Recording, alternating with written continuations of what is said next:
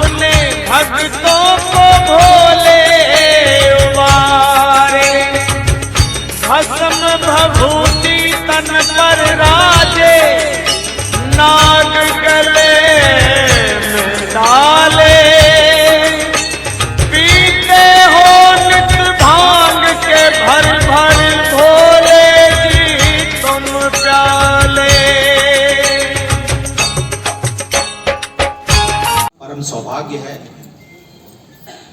कि हम लोग शिव की सेवा करने के लिए शिव भक्त के रूप में यहाँ पर उपस्थित हुए हैं कि शहर के अंदर में शिव पुराण, शिव महापुराण का आयोजन है और हम सब उसमें क्या अपनी भूमिका अदा कर सकते हैं, उसके लिए आप सबका नमन है।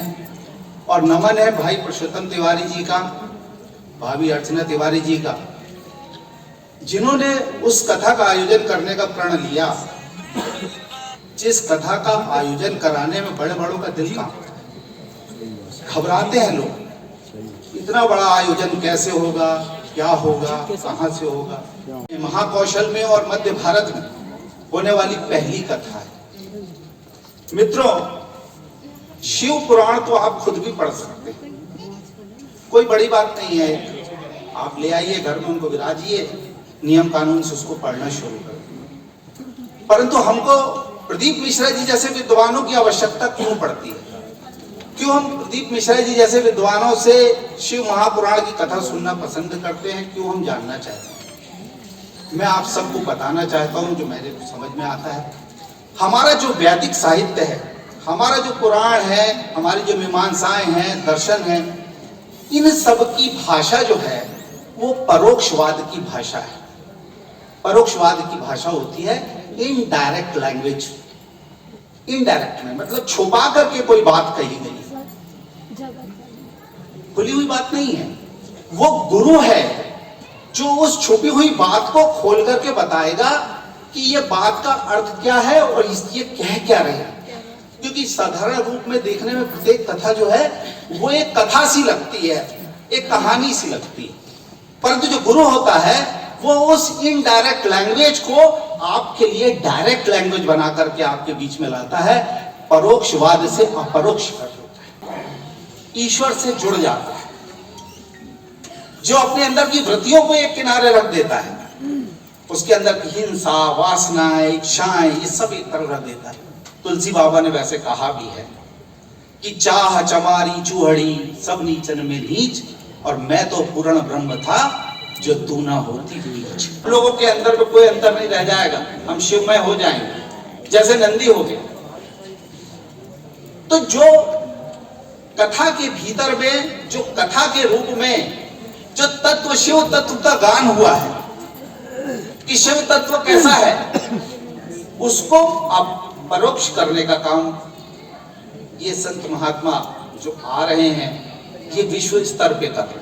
इसलिए उनका हम बारंबार स्वागत करते हैं। इस संस्कार धानी में हम उनका स्वागत करते हैं। शिव भक्त कथा सुनेंगे और हमारा एक प्रण है, जो भाई साहब का प्रण है उसमें हम लोग सबका प्रण सम्मिलित है। और वो प्रण ये है कि हम नर्मदा जी के किनारे ही कथा सुनेंगे। हम शिवपुत्री के तट पर ही शिव के तत्व को जानने का प्रयास करेंगे। श्री शिवाय नमस्तुभ्याम। हर हर महादेव। बोले शंकर भगवान की जय। तो शिव तत्व की रचना, शिव तत्व कैसा है, कहाँ है, अद्भुत है। को लाभ रहना है। जैसे कि जगन्नाथ के रथ में एक एक आदमी का योगदान रहता है, जगन्नाथ के रथ को सबका हाथ लगता है और एक एक आहुति से यज्ञ पूर्ण होता है। हम सबको अपने स्तर पर कथा के आयोजन में उस भव्यता को लाना है और हमें अपनी तरह से इस तरह से प्रचार प्रसार करना है और सौम्यता के साथ उस कार्यक्रम को कराना है कि देश में इतिहास बन जाएगी। जबलपुर में भी पंडित प्रदीप मिश्रा जी की कथा हुई थी। हम सबका प्रयास रहना चाहिए, हम सब जो कार्यकर्ता के रूप में सहयोग कर रहे हैं, हमें अपनी सीमा में रहकर व्यवस्था को बनाने में ये होड़ नहीं करनी है कि हमको आगे जाना है, हमको कहाँ बैठना है, हमें व्यवस्था बनाना है। कथा पूर्ण होने के बाद भी हमें यह प्रयास करना है कि अन्य लोग धीरे धीरे निकले।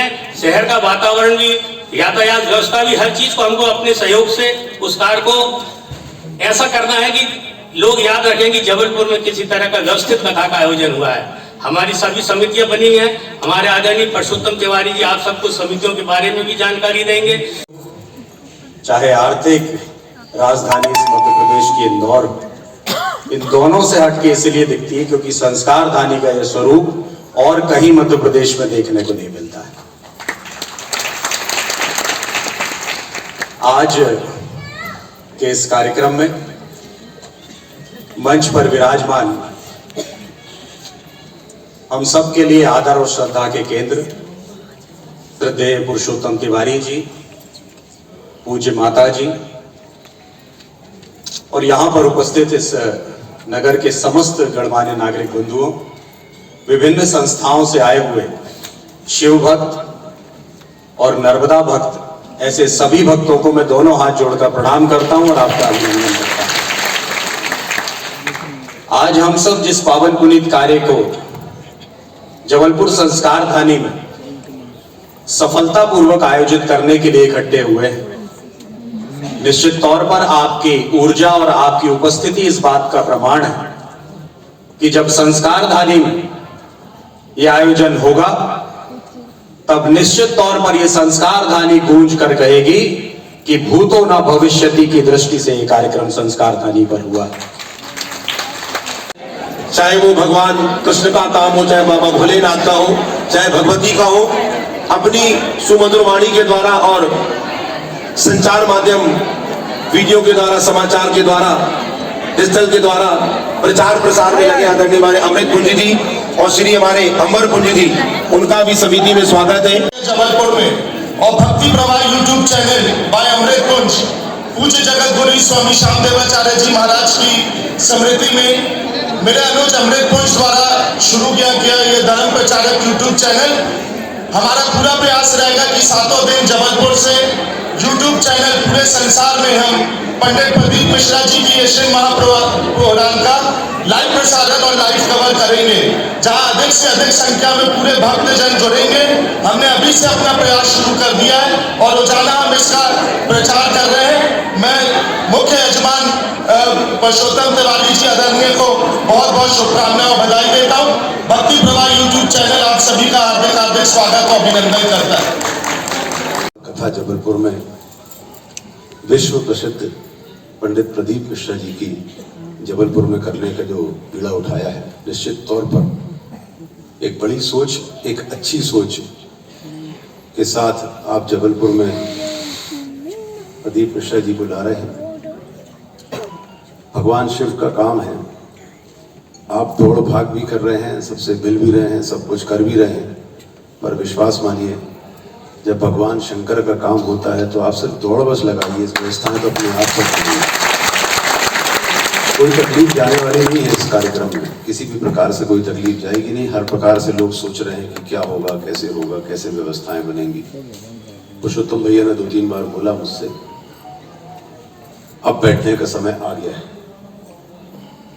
नगर निगम जबलपुर पूरी तरीके से प्रमुख यजमान और हमारे प्रदीप मिश्रा साहब के साथ हम लोग पूरी ताकत के साथ तैयार हैं कि वीआईपी पास के साथ जो जो शिव पुराण की कथा सुनेगा उसको उतना ही कम उसका पुण्य फल मिलेगा। तो जिसको उसको वीआईपी पास चाहिए वो मिल जाएगा, पासेस मिलेंगे, पर वीआईपी दर्शन में जो है भगवान शंकर की नजरें कम पड़ेंगी। और जो थोड़ा तकलीफ उठाकर उस शिव पुराण की कथा का श्रवण करेंगे, निश्चित तौर पर हमारे भगवान शंकर तो उन्हीं के ऊपर नजर रखते हैं, उन्हीं पर देते हैं। श्री शिवाय, श्री शिवाय।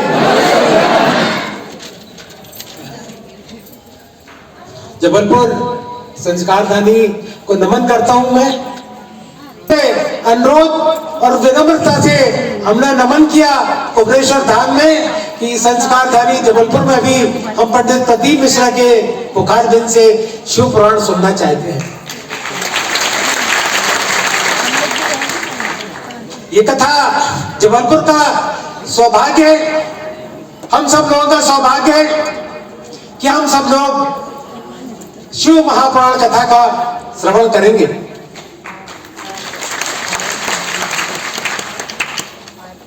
शिव महापुराण कथा का समय हमारे द्वारा लगभग 2 वर्ष पूर्व लिया गया था, क्योंकि आज यदि हम कथा लेने जाएंगे पंडित प्रदीप मिश्रा जी की तो हमको 26 के बाद की मिलेगी। तो उस दिन मैं और मेरी पत्नी गए हुए थे वहां कथा लेने के लिए।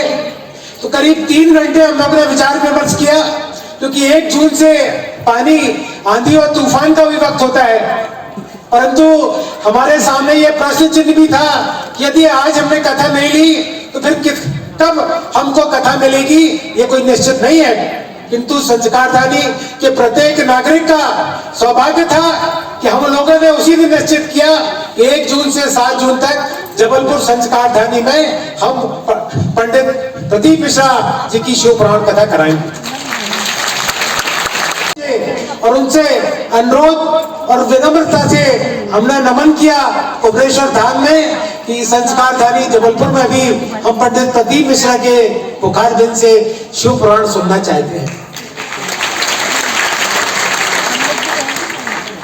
ये कथा जबलपुर का सौभाग्य है, हम सब लोगों का सौभाग्य है कि हम सब लोग शिव महापुराण कथा का श्रवण करेंगे।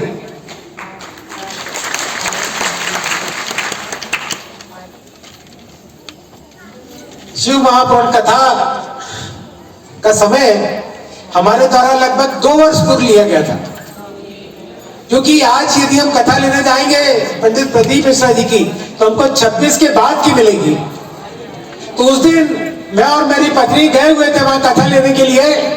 तो करीब 3 घंटे हम लोगों ने विचार विमर्श किया, क्योंकि 1 जून से पानी, आंधी और तूफान का भी वक्त होता है।